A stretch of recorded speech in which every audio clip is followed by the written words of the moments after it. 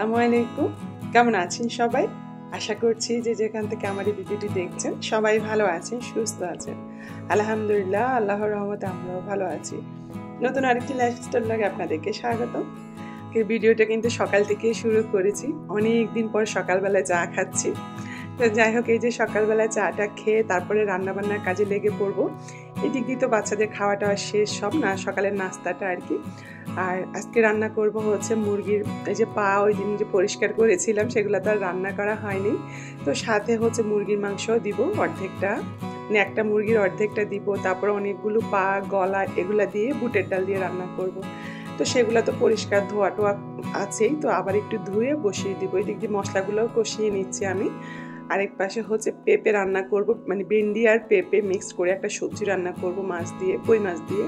আর গতকালকে থেকে আমার হঠাৎ করে জ্বর চলে আসলো, আর হচ্ছে কেমন যেন ঠান্ডা ঠান্ডা একটা ভাব ছিল। তো সকালবেলা ঘুম থেকে উঠে আমাদের দু বোনের, আমার আর প্রিয়াঙ্কার কাজ হলো একজনকে ফোন দেওয়া, ভিডিও কলে আর কি। তো যাই হোক, বড় আপু আসলে তো সকালে উঠে অফিসে চলে যায়, ওকে চাইলেও ফোন দিতে পারি না। শুক্রবারে আবার দেখা যায় ও সকালে উঠে সবাইকে ফোন দেয়। তো প্রিয়াঙ্কার সাথে যখন কথা হচ্ছিল তখন ও দেখলো যে আমার শরীরটা খারাপ, ও সাথে সাথে বললো চলে আয় আমার বাসায়।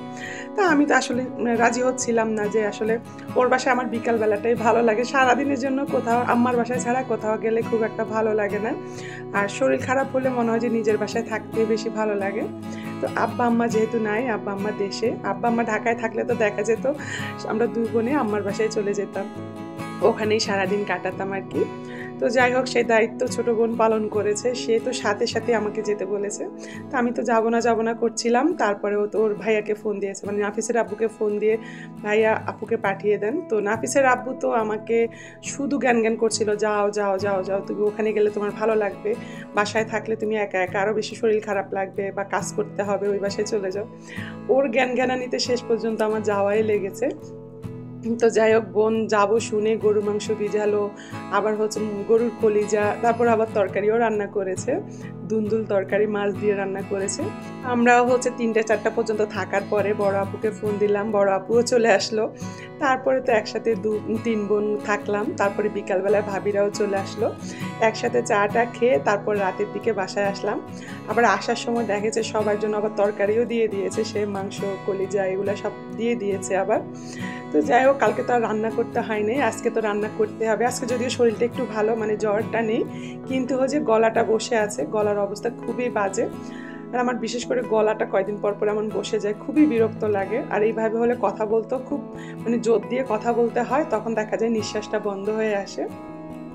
তো যাই হোক, আজকে শরীরটা এমনিতে একটু ভালো, তো ভাবলাম একটু তরকারিও রান্না করি। তো এইদিকে এগুলো তো পরিষ্কার করাই ছিল, ওই যে মুরগির পা, তারপর হচ্ছে গলা, আবার একটু মাংসও দিয়েছি, অর্ধেকটা মুরগির মাংস দিয়ে দিলাম। দিয়ে ভাবলাম বুটের ডাল দিয়ে রান্না করে রাখি বেশি করে, তাহলে দেখা যাবে 2 দিন চলে যাবে। আর এই দিক দিয়ে নাওয়াজ তো আর ওই তরকারি খেতে পারবে না, নাওয়াজের জন্য একটু ভেন্ডি আর পেঁপে রান্না করে নিচ্ছিলাম। নাওয়াজ দেখি যে ভেন্ডিটা অনেক পছন্দ করে, আমারও ভালো লাগে। আর গতকালকে তো বোনে কষ্ট করে মানে খাওয়ালো, আবার রান্না দিয়েও দিল, কিন্তু আজকে না রান্না করলে উপায় নেই। তো যাই হোক, গরুর মাংস দিয়েছে সেখানকার একটু আছে, না রান্নাও হয়তো বা ডিম ভাজি টাজি করে হয়ে যেত। তো ভাবলাম শরীরটা যেহেতু একটু ভালো আছে তাহলে একটু রান্না করে ফেলি। পৃথিবীতে কেউ কারো কষ্ট না বুঝলো আমার মনে হয় বোন বোনের কষ্ট বুঝে আর সারা জীবন পাশে থাকে, বোনের পাশে থাকে কেউ না থাকলেও। আচ্ছা যাই হোক, এটা আসলে সন্ধ্যার দিকে ভাবলাম একটু সস বানাই, তেঁতুলের সস। অনেক দিন থেকে বানাবো ইচ্ছা করছিল আর কি, কিন্তু হয়ে উঠছিল না কোনো কাজে। আবার দেখা যায় সন্ধ্যার পরে আমি এইদিক সেদিক চলে যাই, হয়ে ওঠে না।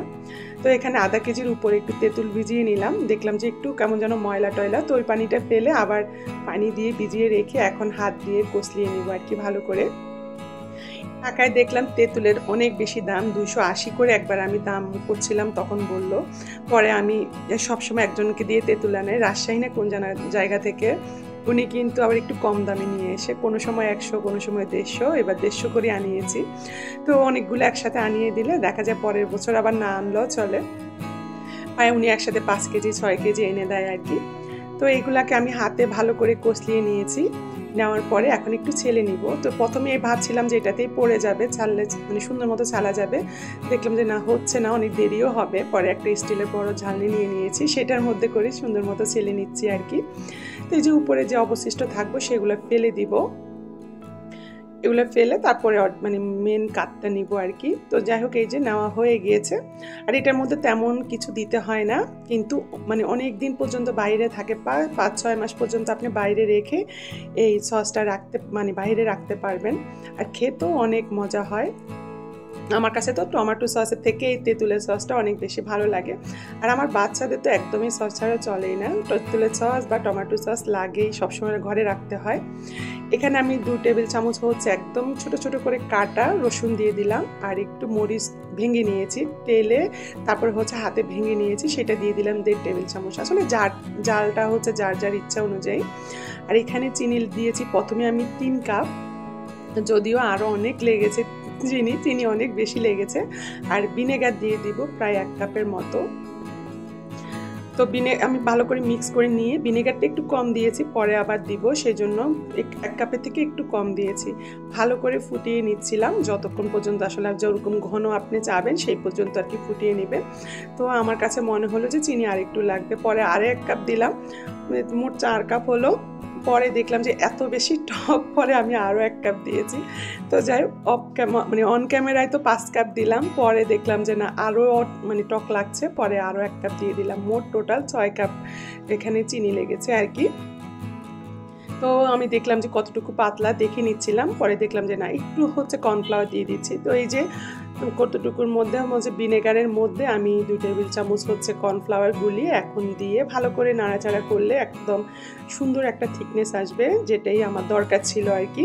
তো এই যে এই অবস্থায় আমি তুলে নিব, ঠান্ডা হলে কিন্তু আরেকটু ঘন হয়ে যাবে। তো এই যে এখন সুন্দর মতো হয়ে গিয়েছে। তো ঠান্ডা হওয়ার পরে আমি বয়ম ভরে দিব, যদিও কাচের বয়মে বললেই সবচেয়ে ভালো থাকে, যে কোনো আচার বলেন হচ্ছে সস বলেন। তো আমি এখানে কফির বয়ম, তারপরে হচ্ছে হরলিক্সের বয়মে ঢুকিয়ে নিচ্ছিলাম, যে এইভাবে সংরক্ষণ করে রাখবে, একদম 6 মাস পর্যন্ত ভালো থাকবে। আচ্ছা, কেউ চাইলে ফ্রিজেও রেখে দিতে পারেন, 1 বছর 1.5 বছরও রেখে খেতে পারবেন আর কি। তো আমি তো মাঝে মাঝে বানাই, তো এই যে বানিয়ে নিলাম।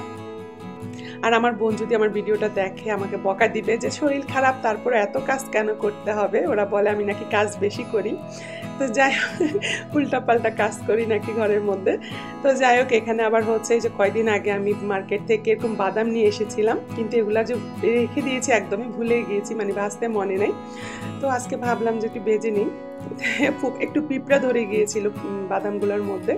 এই যে হাত দিয়ে সবগুলো পরিষ্কার করে নিয়েছি, সব কিছুটার আবার চামড়া উঠে নাই, একদম মানে চামড়াটা লেগে আছে। তো যাই হোক, এখন বয়ম ভরে রেখে দিব। এগুলো খুব অল্প আছে, প্রায় আধা ঘন্টা ধরে ভাজতে হয়েছে। এই যে আমিও খাই, আমার বাচ্চারাও কিন্তু বাদাম পছন্দ করে। তো এই যে আজকে রাতে টুকিটাকি আজকে ভিডিওটি কেমন লেগেছে অবশ্যই কমেন্টস করে জানাবেন, যদিও আপনাদের কষ্ট হয়েছে আমার এই ভয়েস শুনতে। আল্লাহ হাফেজ।